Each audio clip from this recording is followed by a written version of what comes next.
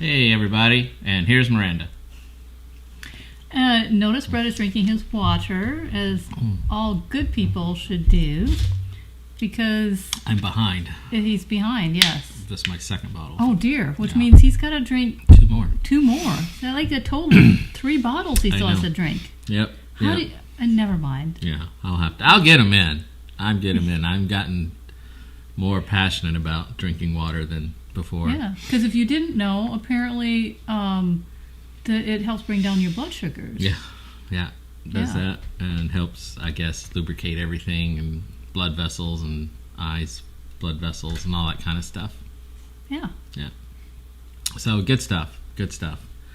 I had no opening. I wasn't even thinking about it. I was working on everything so much. I can't believe it. Can you believe it? Brett has no. Brett is where I'm usually at. Just like at a loss for words. I have nothing to say. Oh, now he knows what it feels like. Nothing to share.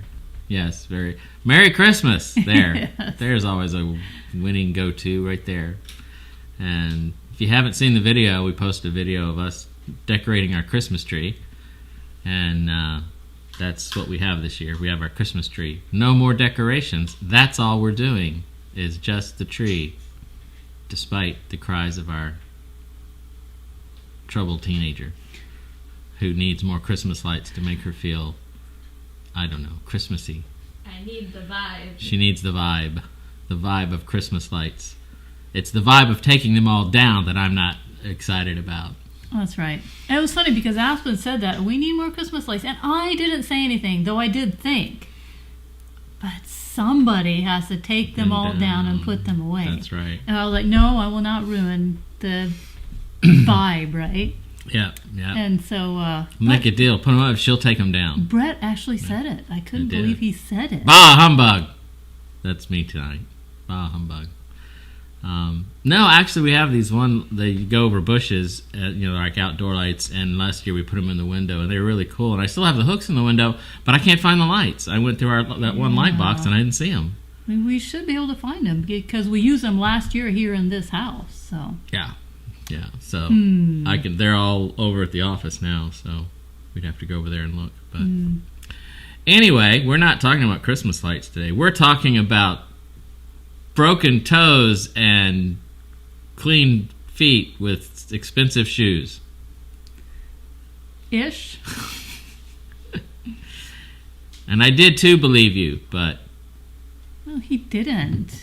So today's text, before we get into the story. Matthew 11:28-30. Come to me, all you who are weary and burdened, and I will give you rest. From putting up and taking down Christmas lights. Yeah. Take my yoke upon you and learn from me, for I am gentle and humble in heart, and you will find rest for your souls. For my yoke is easy and my burden is light. So basically, my yoke is easy. The work of God is easy, and it's a place of rest. Yeah. And I remember hearing an analogy about the yoke he talks about there, and I'm trying to remember what it was. It's something about like the yoke that they use for oxen and stuff, and it was balanced and went so that two oxen pulled together, and it was equal. So it was like it's like having something that's really heavy, but having it perfectly balanced on a fulcrum so you can move it around really easily. And it was something like that. The yoke, it was like when Jesus said, "My yoke is easy, my burden is light." It meant that He did all the work. Yes, and He does. I mean, Psalm 23 definitely says that. Anything that gets done is the shepherd doing it for the sheep. The sheep are so doing nothing. Yeah. And now Aspen is looking at us saying, Jesus wants you to put up the lights. Oh, the things we get back at us when we teach our children to share the love of Christmas. And it comes back to haunt us. Yes, anyway. So, when we lived in Las Vegas, talking about lights, that's the city of lights, Miranda slightly bruised her toe. It was a little tiny little, bump, and that was it. That's not true. So when we lived in Vegas... This is her version. It was a Friday night, and we had people over, and we had set some extra chairs up, of course, in the living room. We had people over? I know, I can't believe it, We never have people over. Yeah, but it was a Friday night, and we had people over. And so, before going to bed, I was walking past them, I thought, I really should just put those chairs away. And they were your classic kitchen chairs, I guess, with... It seemed like they had metal legs, but... They were legs on there. Anyways. So, I'm like, no, I'm tired. It's not going to hurt anything to leave them sitting here until tomorrow morning and put them away then. Famous last words. Yes, yes. So the next morning I got up, went down to the same, little sitting area there, and I walked past the chairs, and I sat in my comfy living room chair that I always sat in every morning for morning devotional time. Well, when I was finished, I got up, and as I was walking past the chairs, I jammed my little toe into the chair leg. She got an immediate test of her Christian faith. Yeah. Thank you, Jesus, for this beautiful day and this time. Amen. Wham! Yeah, I was like, ouch, that really hurt. And I kind of figured out that it was broken because I could feel the two little bone, the bone just moving back and forth, on if you stepped on it just right, and that was really painful. I mean, honestly, outside of that, it didn't particularly hurt. So I was younger then, and you just kept on going, right? But and she still looks young, doesn't she? I think so. Yes, but chronologically, I was younger then. Technically. And yes. So instead of putting on a pair of heels or something like that, like I would usually wear, I found one pair of little ballet flats that were made out of this really soft fabric, and put those on. And I wore those very same shoes for 6 solid weeks because I looked it up. It's like, oh, should I go to a doctor or something? And no, basically there was not too much that they would do for a broken toe. Maybe they would tape it or something, but that was it. It would just heal itself in about 6 weeks. And in 6 weeks, pain went away. I went back to wearing my regular shoes and such. But at the beginning of that, Brett was like, I think I broke my toe. No, I don't think you broke your toe. So I took off my shoe and I showed him the massive bruise that I had on my underneath the foot where the toe was. And he says, oh yeah, I think it is broken. Yeah, I eventually came around. Yes, well, he's a almost nurse. Yeah, almost. So therefore, he actually knew more about it than I did. Yeah. So basically, when a bone gets broken, your toe gets broken like that, I mean, part of the healing process is that you just rest it. I suppose that's why, on an arm or a leg or something like that, it goes on a cast so that it is forced to rest and heal. And so, honestly, I don't think I did too much resting. And the Aspen was about 4 when that happened. And so, they're at 3 or 4, so there wasn't a whole lot of resting going on that way. And thank goodness, outside of the occasional bone moving back and forth, it didn't really hurt that bad.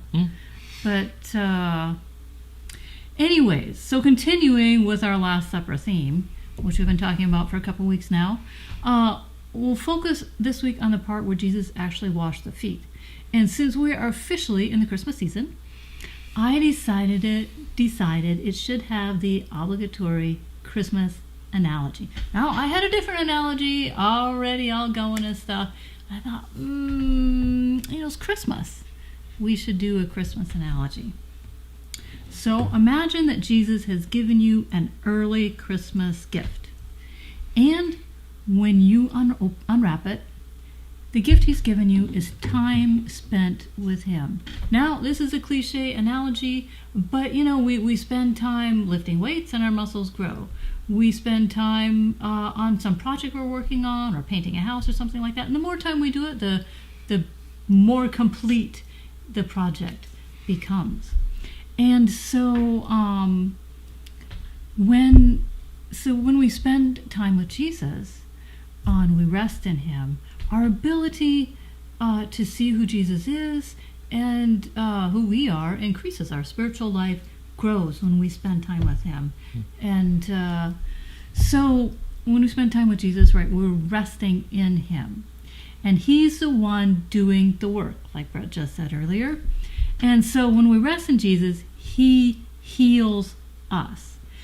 The emotional and spiritual broken parts of us, he heals. He may do some things all at once, and other things is these little steps at a time that become healed. And so, going back to the story of Jesus and the disciples, there at the Last Supper, it's time for someone to wash the feet, and Jesus does it. And so the disciples are physically resting at that point in time, right? They're not up and helping Jesus or anything. They aren't doing anything at all to help Jesus wash anyone's feet. And yet when Jesus is done washing their feet, they are one step closer to seeing who Jesus is and to seeing who they are. Yes. Brett's taking on my role tonight. So this is one of those times where they are resting in what he is doing for them. And it is when we rest in him that he is working for us. Like we already mentioned, think of Psalm 23 here. It is Jesus that led them to green pastures and cool waters and protected them from the wolves and lions and bears and tigers and things like that. It's lions and tigers and bears. It can be the other way. Oh my. Just correcting the reference there. Right, yes, well, okay. So Jesus washed their feet, and he was treating them with love and compassion to others, right? Also, never mind, he was he was treating them with love and compassion towards their weakness, right? And which is an example of how Jesus wants us to treat others. You know, when you read the story there, he's not busy chewing them apart like, you guys, can't you ever get it? Can't you just serve one another? Can you quit picking each other apart? No, he just up and lived out the example of love that he wanted them to live out. And this is all for their own good, right? This is something that they may consider unpleasant at the moment, but if they just rest in Jesus and they learn from him, wow. I mean, what they learned from that was phenomenal. So basically, at the end of Sabbath school today, and I had already added to the overtime. That was very sad. I had this thought. I said, you know what? When little tiny ones are just learning to walk and stuff, and they fall down, and we say, hey, great job, let's get up and do it again. And yet that's what I was supposed to say? Oh, sorry, Aspen. It's like, what's wrong with you? Like, so how long have you been walking? 2 days. It's like, sorry. But you know what? When we're adults and we trip and fall, or we see someone else trip and fall, basically, spiritually speaking, Jesus is pretty much the only one that says, great job, let's get up and try again. And yet, when we accept and we use that gift of time that Jesus gives to us, to use it any time of year, but it's Christmas, so we can use it as the idea of a Christmas gift from Jesus, and we rest in him, he heals up our broken places, right? And then we too can give the gifts of compassion and forgiveness to others. And that was it today. See, it is when we quit using our own strength that our strength in Jesus will grow exponentially. He remembered what I wrote. That's right. Yes. And it says the end. It says the end, only Brett didn't believe that, and he did up some slides for the rest of it. So, to summarize, in case you missed it, Miranda in Las Vegas, at a moment of tiredness, decided not to put chairs down from the previous night, got up, had a morning with Jesus, and then immediately got up and broke her toe by one of the chairs, and it hurt, and it was painful. And what did she do? She got a hold of that toe, and she worked it, and she told her toe, get yourself in gear and get straight.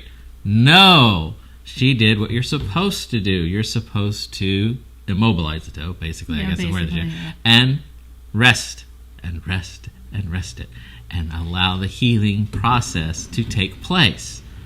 And then she used that analogy to say, and that's what it's like with spending time with Jesus. In our brokenness in our spirit, and our brokenness in our hearts, and our brokenness in our mind, and our spiritual needs, it's taking the time, spending with Jesus, and resting in Jesus, and he does the healing. And it's not because we think about it and we tell ourselves to pick ourselves up by our bootstraps and get things together. It's actually the opposite. When we rest in Jesus and spend time with Jesus, that is what the healing process is for our hearts and minds and spirit. And that's what the disciples had to learn.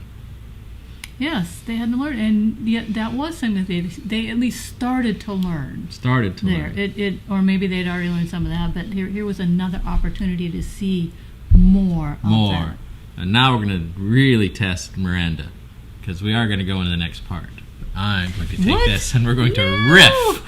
We're going to riff, and if need you my need it, notes. it's still here. He said we weren't going to do We're this gonna part. Yes, I actually said that would be a great place to end. But I like the next part because the disciples didn't rest. The disciples were always working, always trying, always pushing, always, because they started their days in life and ministry with Jesus from a point of different perspective than Jesus had.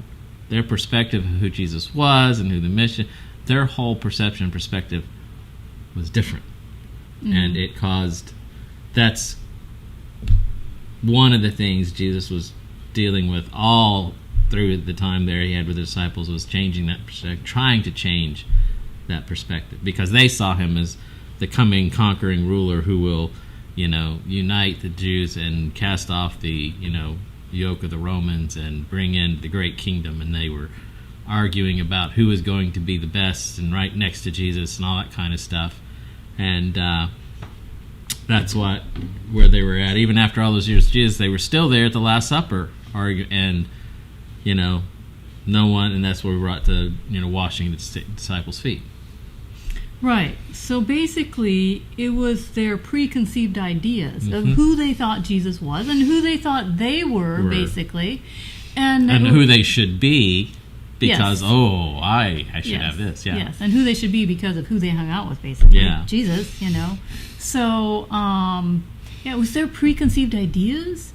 So basically, preconceived ideas are fences that are keeping us out of where God intends for us to be, because we can't see it because of the preconceived ideas, and it's keeping us out of that bigger way of living, resting in Jesus, basically, instead of doing it all ourselves. I think it's more of a wall than a fence, because you can't see through it. You can see through for a wall. It's a wall we can't see because our preconceived ideas is what we see, and we can't see. And you're right, it's that wall's keeping us fenced in, keeping the disciples fenced in, and Jesus trying to break through the other side and, break through the wall. You got it wrong. Yeah, and it's what got Peter, when he denied Jesus 3 times. It was his preconceived ideas of what was going on and happening and stuff. And he's like, I don't want to be, die tonight, And, but if he could have seen it, or just listened to what Jesus had told them multiple times. But his preconceived ideas kept him from hearing that. Yeah, and that happens, a lot. We're sitting here, riffing on the disciples, but, we all do that. Yeah, absolutely. It's way too long a story to tell for our broadcast, but many people had preconceived ideas about me back at college, and I kept running into those, those things, those blocks, because of those people with preconceived ideas. Everywhere I went, all the way up through the year I graduated, people expected something from me, and it was challenging because I knew what was going on, and I was like, have I not shown and proven myself,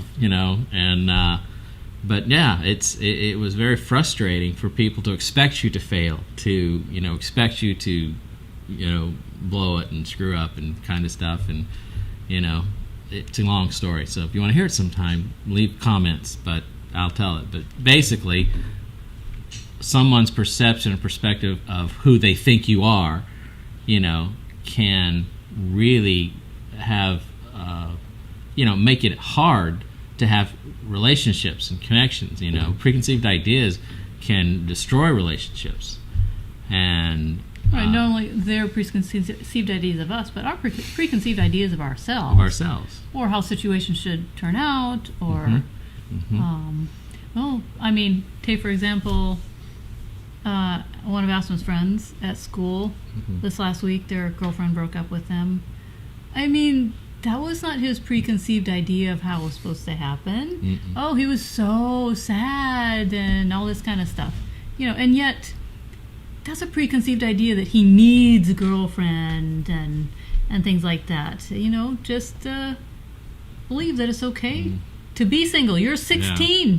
You're 16. It's, So things like that. We have these preconceived ideas, and then if they don't work out, it throws us for a loop. So the disciples were all about who they should be, who they thought they should be, and where their position should be, and thinking about their selves and their pride and their position when they should have been thinking about their feet. Feet, yes. That's what we're talking about. Yes. I'll let you look at your notes for a second. Oh, they should have been thinking about their feet. Their feet, yes, because we don't pay too much attention to our feet, and disciples should have, because Jesus was about to use that moment to try and smash through those walls of preconceived ideas. Oh, Jesus, you said? Yeah. I thought you said Judas, and that just got me all... And Judas was more worried about the most expensive shoes in the world, which we're going to show here in a second. He was. So, basically, we don't pay too much attention to our feet unless we stub our toe, break our toe, get a bruise, Or adorn them with the most expensive shoes in the world. Yes. Or we do like to do that, yes. I'm pretty sure I found a picture of the most expensive shoe from last year, and if she's showing it to you, that's what it looks like. I don't think anybody would wear it, but apparently they do. I mean, honestly, outside of adorning our feet, with the most expensive footwear we can afford, it's generally how it works. Generally, you get quality with what you pay for, but I would presume once you get to a certain limit, I mean, you're just paying for the name rather than actual. Yeah. So. Yeah. I have 2 pairs of shoes, I think. Probably 2 pairs of shoes that he wears. I mean, if I have others, I don't know where they're at. Yeah, it's true. He may have gotten rid of them. I did get rid of remember when we first got here, I got rid of a whole box of shoes. Yeah. I too, this last time we moved, I really cleaned out my shoe closet. And it was very nice. Yeah, it's very nice. But, eventually you just... Why keep the shoes that pinch your toes here or rub you the wrong way there? Or you're like, well, I'm just going to wear them for church for a couple hours. But in the end, why? Yeah. So, going to run with it? Yeah, just keep going. I just wanted you to look at it so you're like, here we are and where we're going. So, outside of doing it, we don't think, but the disciples should have been thinking about their feet. Right, because basically... our feet are the foundation of the rest of our muscles and physical stuff like that. Okay, usually, like I said, we don't think too much about our feet unless they start to hurt or something.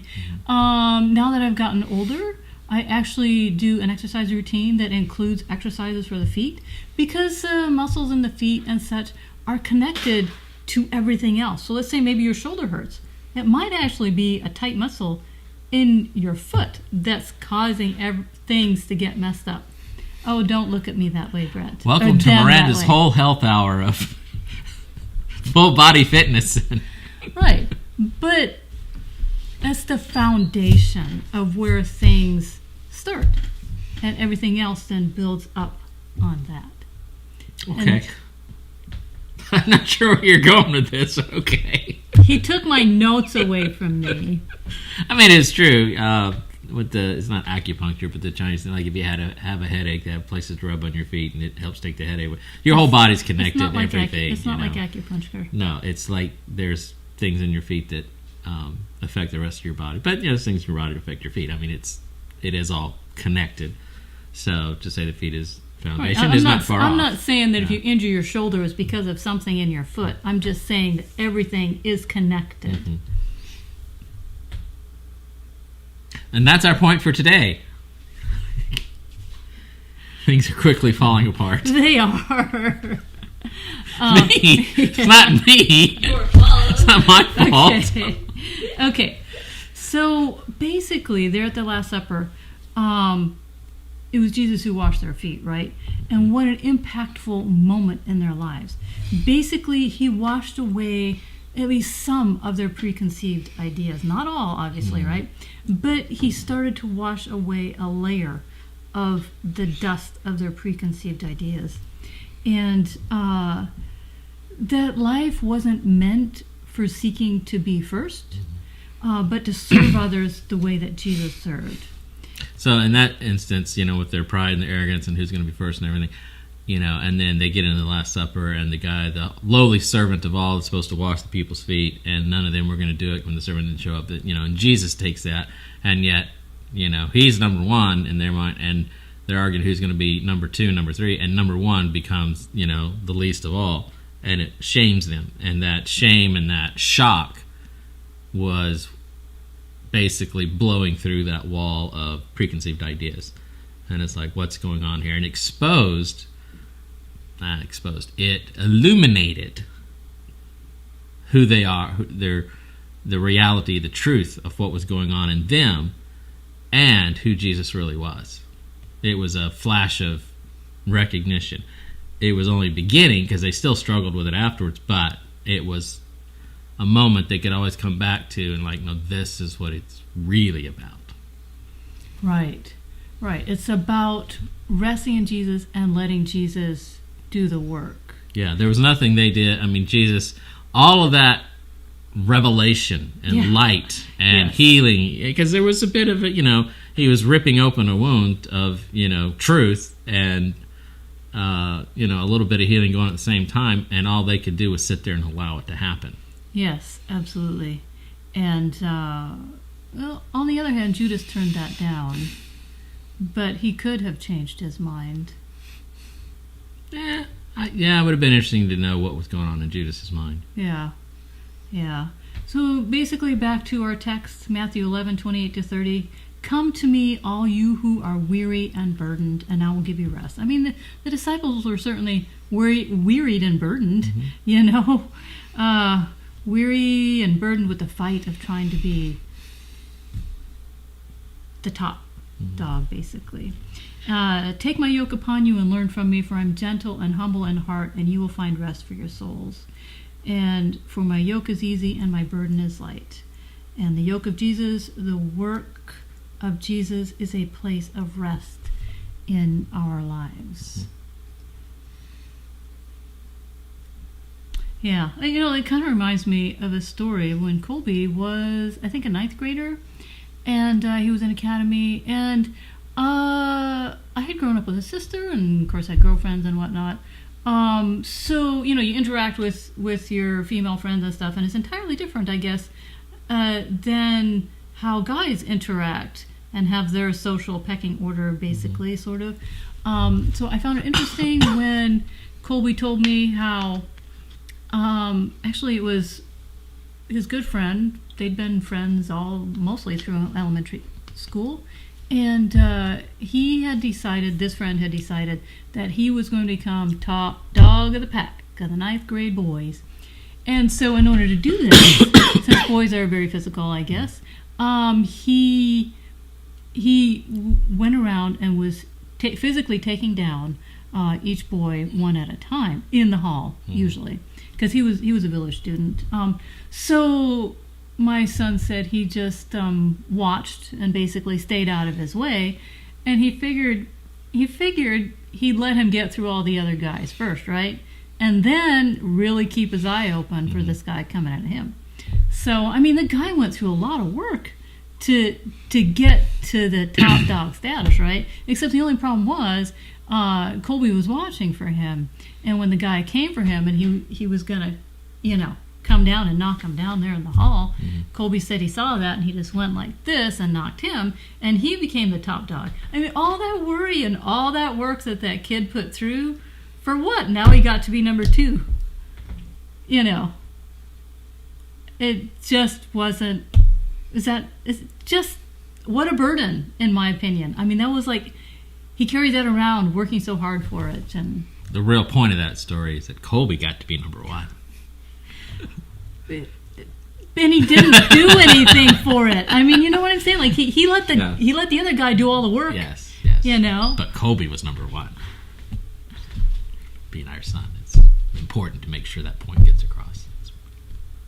My kid beat your kid. That's our bumper sticker. Well, yes, but Colby did none of the work, yes. And he still. It's always a lot of work to force your things through. Like, I'm going to beat everybody else down so I can be at the top of the heap. And it doesn't matter if it's, what grade was that? 9th grade. 9th grade, or you're, in the corporate CEO world. there's a lot of energy expended to bring others down to bring yourself up, and it never works out. Yeah. It never, even if you get to the top, you've lost so much of your soul. It's an empty place to be. There is never a place of rest from that. No, it will you never rest. It will never end. Yeah, it will never end. Never and stops. yet when we rest in Jesus, we let Him take care of our problems and such. That is rest. It's rest. Yeah. I'm taking the closing of the iPad means we've come to the end. I have. Yes. So, Aspen is nodding her head. Yes, it's the end. Now. That's what she's doing. I think she's hungry. Yes. So, all right. Well, thanks for joining us. This is fun for us. I hope it's fun for you. And tell us, Miranda, what are we talking about next week? Well, hopefully the last topic, of foot washing. Where they were like, "Oh, we're gonna die with Jesus." Their idea of perfection, and certainly not Jesus' idea of perfection. So perfectionism and what it really means. All right. So I hope you had a good Sabbath, and I hope you're having a restful Sabbath and a restful week. And we'll be back in 7 days. So have an awesome